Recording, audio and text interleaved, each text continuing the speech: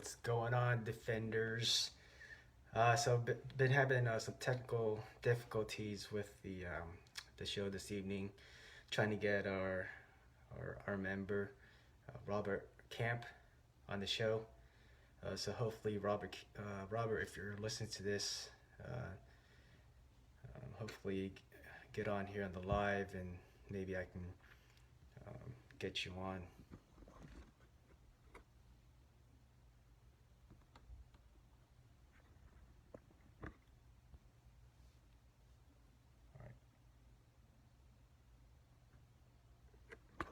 Let's see.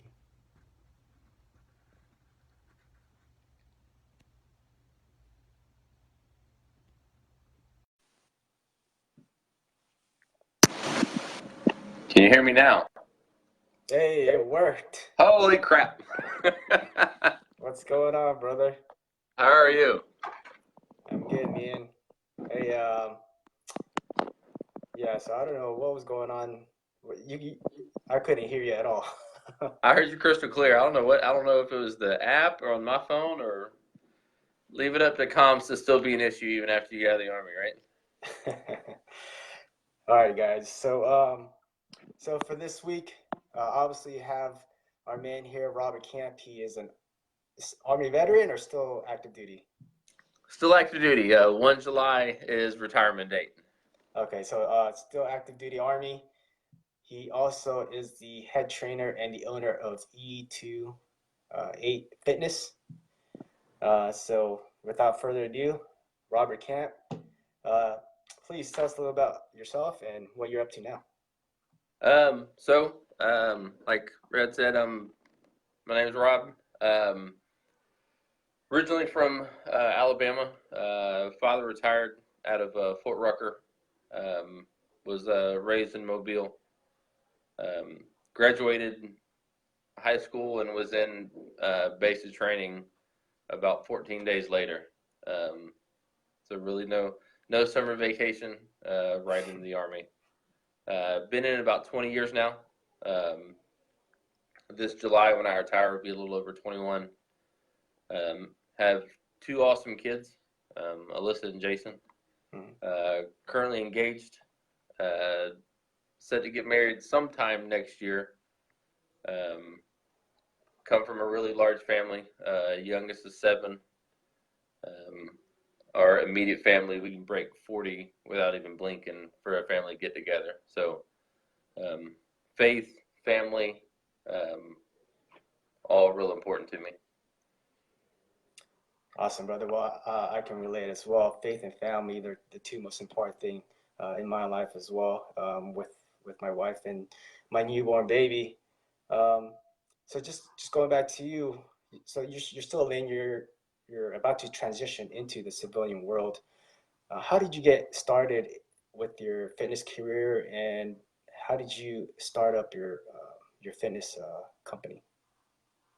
I mean, outside of normal PT that, we always do every single day, back in 2008, 2009,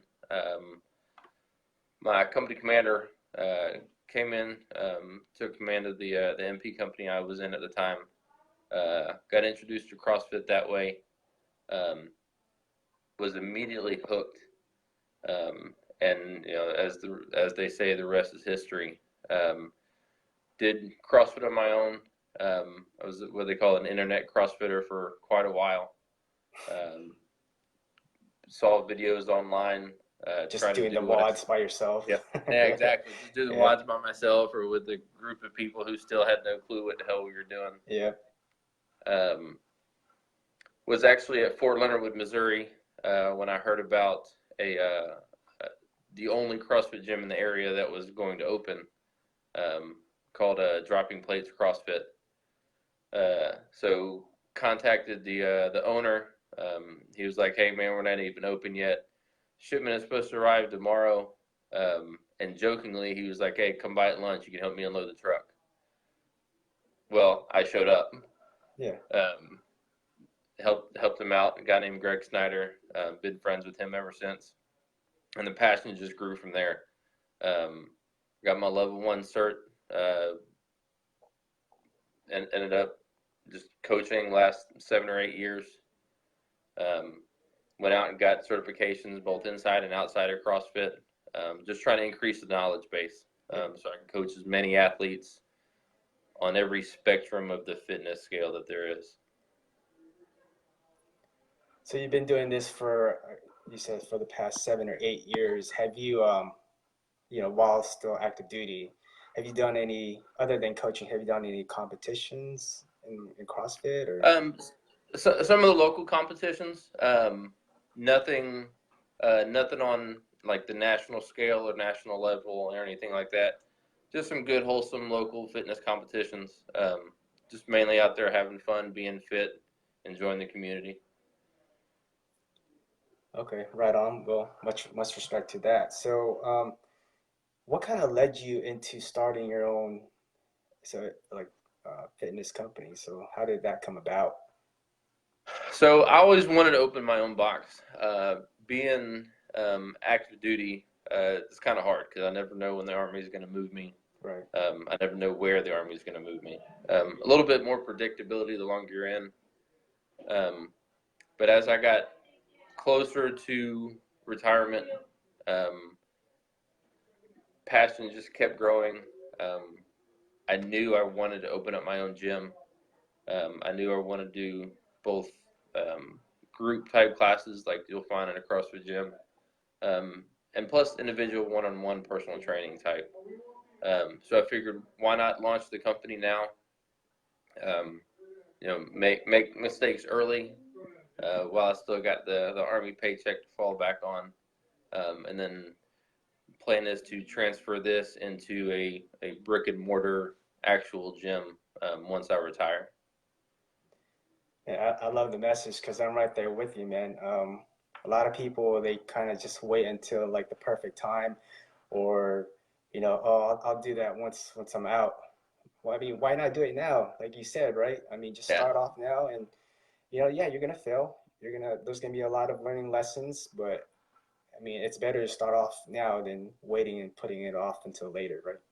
yeah, exactly. There is no right time. Awesome. The Yep. right time is right now. Yep. That's a great message right there, man.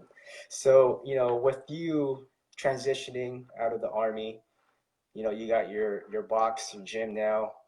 What's been what's been some of the trying times? What's been some of the worst times you've experienced, with starting your business and then now transitioning out of the military? Yeah. So just launched in February. Don't have my own box yet. Still waiting to transition to the actual to the hard site and Okay. once I retire. So I haven't. I made little mistakes, but nothing huge yet. No major mistakes, no major regrets yet. I know it's going to happen. Um, if you're not making mistakes, I heard a saying the other day: if you're not making mistakes, you're not trying hard enough. Yeah. Really, just trying to focus in on the getting the name out there. Trying to figure out this Instagram and Facebook algorithm. Just trying to get the name out there, both on a local and national level. Trying to figure out this whole Instagram thing and Facebook, and because nothing's chronological anymore. So It's forever. just really It's always working. changing. Yeah. Yeah, just really working the publicity aspect of it has probably been the hardest thing for me so far. Yeah, definitely. And just to go back on the name, can you further elaborate on how you came up with the name? Oh yeah, so E28 Fitness. So like I said, my faith is very important to me. So Ephesians 2:8, Ephesians chapter 2 verse 8 is my favorite um, favorite Bible verse in the Army, and that's by grace you have been saved. This is not of yourselves, but a gift from God. Um, kind of reminds me that no matter what I do here, um, I'm going to need God's grace to join Him in heaven once I die. Right. So Ephesians 2:8 has always been my favorite Bible verse, and it just kind of made sense. E28 just kind of flowed, and then added the fitness behind it, the E28 Fitness, and there you go. There you There have you it. go. Awesome, man. That's an awesome message and a great verse as well. I just want to say thanks to Greg, James, my boy Chris Hoffman. Thanks, guys, for watching. Actually, Greg has a question here. What's your best advice for athletes trying to come back from injury? That's a good question. Best advice. One, I am a personal trainer, and a lot of other people that are part of this Defender Alliance Fitness. We are personal trainers. We have knowledge in physical therapy or risk mitigation, or how the body works, the physiology, the kinesiology, all that stuff. But I'm not a doctor. Right. So if you are injured, not just sore, but if you have an injury, ripped tendon, broken bone, whatever the case may be, the first thing you need to do is go see a doctor, right? Figure out what's going on, get imagery, and then it's a slow road back within the confines of what your doctor is telling you to do, right? I think the biggest obstacle that we have, especially as men, is our ego, right? Well, hey, before I got injured, I was, I could pull a 500 plus deadlift. Okay, well, this injury is going to limit that, right? So we work through pain-free range of motion, right? Work within the confines of what your doctor has told you can and can't do, and then we push a little bit harder and a little bit harder each day, staying within that pain-free range of motion. So ego in check, stay within what the doctor tells you to do, and don't give up. And to personal trainers and fitness professionals, that goes along with them as well. Just making sure they know their clients. Oh yeah, absolutely. Their limitations as well, right? Not just being a hard ass and just trying to push them every time when they're, if there's an injury. Right. Making sure you know their limitations. If you have a knowledgeable trainer, listen to him, push when he tells you to push. When it's time to ease back, ease back. And as for your personal trainers out there, if your client is being seen by a doctor, if you can, create a relationship with that doctor, so that way he knows when his patient is training with you, he knows the confines of the limits of that person, and create and build that relationship. Yeah. And if you have any questions, just go into the group, man. There's like close to 400 members that are willing to help you guys out. So absolutely. So we went over some of the worst moments. What's been the best moment so far as a trainer for you? I think this may sound cliche, but when you get done with either a one-on-one session or when you get done with a group class, thank you, coach. Best words I've heard in the last 7 years when it comes to the personal training or the fitness side of it, right? Even today, get done with a class, get done with a client. Hey, thanks, coach. Thank you, coach. I appreciate it. It still gets me, right? Because for whatever reason, they've sought out you to help them on their fitness journey, right? And I don't take that honor, that privilege of coaching an athlete or coaching athletes for granted. So over and over, day in, day out, the words "thank you, coach" is the best part of it. Helping those people get to where they want to go, regardless of what their goal is. Lose fat, gain muscle, recover from an injury, prep for competition. We all have different goals. We're all on a different path. We're all on a different journey. But to help somebody reach that goal and to see that spark, it's addicting. You know, It's I definitely. get more excited when other people hit, you know, their PRs on lifts or run a PR for a marathon or whatever the case may be. I get more excited for them than I do for myself when I hit a lift.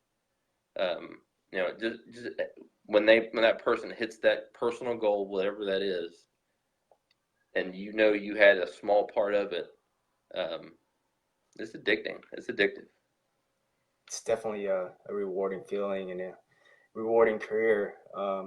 Changing lives. Whether that be through fitness or physically, emotionally, or whatnot. It's Absolutely. definitely a rewarding feeling. So, Robert, so we might have some listeners that are just starting out in their personal training careers. What's one advice you'd give those that are just starting out? Don't ever. We talking about trainers themselves or people looking. Trainers and people who are starting to start their fitness businesses. So, never stop learning. Um, you know, when I first started, I focused on CrossFit certifications, which they're phenomenal, by the way. But sooner or later, you're going to have a client that doesn't want to do CrossFit. They want to do powerlifting. They want to run. They're going to have different goals. So first and foremost, never stop learning. Seek out those certifications. Seek out those podcasts. Seek out those seminars. Go out there and learn. Put what you learned into practice. Go to those physical workshops. Reading's great, but watching somebody deadlift and being able to fix them on the spot is better. So that would be my biggest thing is if you're interested in personal training, don't tunnel yourself into one form of education. Go out there and learn as much as you can. Definitely. I agree with you 100%. Never stop learning because there's always a new way, new strategies, new things to try, especially in the health and fitness, industry. And if there's somebody there that you're aspiring to be, then why not go ahead and reach out to that person and be close to that person, and get all the knowledge that you can from them.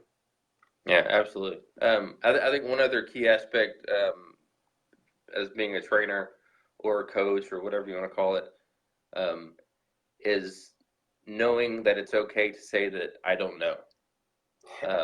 If I have an athlete or a client come to me and say, "Hey, I want to be a professional hopscotch player," okay, well, I have one or two things to do. I either need to learn everything I can about being a professional hopscotch player, or I need to be able to swallow my pride enough to go find them a coach to help them out. Because your job as a coach isn't to corral people into your idea of what they think they should be. Your job as a coach, your obligation as a coach is to get that individual where they want to go. So you either have to have the knowledge base or seek out the knowledge base to get them to where they want to go, or be a good enough person to seek out that person that can help them. And it's just so hard to gain that trust back once it's lost. If you just start talking about things that you don't know, and you try to be everything for that one client, I mean, sooner or later they're gonna find out. Like, you know, you're not telling them the whole truth, or this isn't right. Exactly. So Exactly. great message. So, Robert, what's one internet resource that you'd recommend for our listeners to look up as far as starting out to become personal trainers? I guess it really all depends on if they have an area they want to be, if they want to get specialized in. I'm great at general physical preparedness, because that's where my heart is. That's where my passion is. And there are some areas that I'm not so good at, and those areas I just don't train. But for general information about starting your own business, There's actually 3 podcasts that I listen to on a regular basis. The one is faith-based. It's called The Word on Fire by Bishop Barron. It's purely about my faith. Don't know if that's going to help anybody start a business. The other 2 is Chasing Excellence by a great dude and a great trainer called Ben Bergeron. The other one is an entrepreneur-based podcast called the MF CEO Project by Andy Frisella, who's the CEO and founder of a supplement company based out of St. Louis called First Form, which is a phenomenal company that produces phenomenal products also. So The Word on Fire by Bishop Barron, Chasing Excellence by Ben Bergeron, and the MF CEO Project by Andy Frisella. Those are the 3 podcasts that I'll listen to on a regular basis. Awesome. Podcasts all day for me as well. Oh yeah. That's all I listen to when I'm in the car. So, Yes. Robert, what's your definition of being fit, and why is it important to you? So,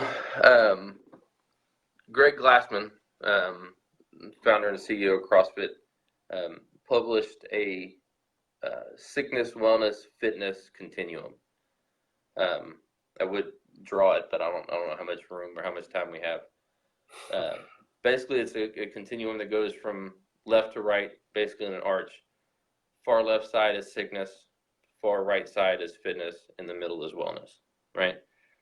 And these just aren't abstract ideas. Well, what's wellness? Well, it's the opposite of being sick. Well, no, that doesn't give you a definition of what wellness or fitness is. Fitness, wellness is measurable, right? What's your blood pressure? What's your glycogen levels? What's your heart rate? What's your sugar levels? What's your deadlift? What's your 1 mile run time? All these measurable things, and they all track together, right? What's your body fat percentage? What's your skeletal muscle mass versus your body fat percentage? All these things track together. You can have a 500-pound deadlift, but run an 18-minute mile. You're probably not as fit as you should be, right? Unless, I don't want to take anything away from powerlifters. If we're talking solely fitness, right, we're talking about multiple avenues, right? 10 degrees of fitness, power, strength, speed, stamina, balance, all these things track together. So if you have a 500-pound deadlift, if you're running a mile in under 7 minutes, if you have a body weight and a half back squat, if you can do Fran in under 3 minutes, I can almost guarantee you have low blood pressure, you have a low resting heart rate, you have a low body fat percentage, and you have good skeletal muscle mass. So hey, Robert, explain Fran for those people that are listening that don't know. So Fran is a named workout. It's a rep scheme of 21, 15, 9. So 21 reps, then 15 reps, and 9 reps of thrusters. What a thruster is a front squat followed immediately into an overhead press and pull-ups. It's meant to set your lungs on fire. Yeah. So all these things track together, right? And for me, it's important to stay on the fitness side of the continuum as long as physically possible. Because the further I'm over on the fitness side of the continuum, if I get sick or I get injured, I go back to wellness, right? If I stay hovering over that wellness and I get sick or injured, then I'm back at sick, right? So that idea isn't, for me personally, the idea isn't to make it to their CrossFit Games. The idea is to be able to coach athletes to a point where they stay out of a nursing home at the age of 60, right? To have functional capabilities long into your 80s, 90s, 100-year-old. Right? So to me, that's why fitness or being fit or staying fit is important. So let me back up just a second when I talked about not being able to run fast. That also goes back to individual goals. I got buddies that are powerlifters. I got guys that can move tremendous amount of weight. that is their goal. And like I said, if that's your goal as an individual, then it's my job to either help you or to get you to a trainer that can get you there. I enjoy all types of fitness. I have friends that are power lifters. I have friends that are Olympic lifters. I have friends that do competition on stage bodybuilding. I have friends that are, group fitness instructors like Zumba or body pump or combat. And those are all great. Kickboxing, martial arts, those are all forms of fitness, right? And you just have to find your niche. Just because I don't like one thing doesn't mean it's bad. So I'm not trying to blast any one area of fitness. I got you name an area of fitness or exercise or discipline, and I probably got a buddy or two that are doing it. So again, it goes back to the individual person's goals. But for me, fitness is staying as functional as possible for as long as possible. And just to go back to what you were saying, you can't be everything to everybody. Right. You're not going to know the many different fields of fitness. So know yourself as a personal trainer and know the needs of your clients, right? Exactly. So guys, if you're tuning in, make sure you guys drop a comment below. Robert here is just dropping some knowledge. And just Robert, coming up in the last portion of our interview here. So I'm going to ask you some 5 questions, and I call these the 5 fitness facts of our guests. All right, let's go. All right, so what's your favorite workout? Ooh, something mid time range, somewhere between the 10 to 20 minute mark. Definitely needs to involve a barbell with moderately heavy weight. And hopefully nothing where I have to run over 800 meters at a time. Something of a sprint, right? Yeah, 10 to 20 minute range, decent work capacity, decent weight on the barbell. What's your least favorite? Least favorite? Anything that's monostructural. Running for miles and miles on end. Doesn't do it for me, It just seems boring. Yeah, I can't. The runner's high. I've run a lot. I've been in the Army for the last 20 years. I'm a decent runner. I just don't enjoy it. Yeah, that's true. That's true. You got to do it, but don't enjoy it. Yeah, exactly. So next question. If you had to choose one person you could train with, who would it be and why? That's hard. I've trained with a lot of good people, a lot of good dudes. And to me, dudes is gender neutral. Dudes, men and women. So there's a lot of people that I've worked out and trained with before that I would love to work out and train with again. And there's a few out there that I've never trained with that I would love to. So it really all depends. What about celebrity? What's that? What about a celebrity? Any celebrity? Man.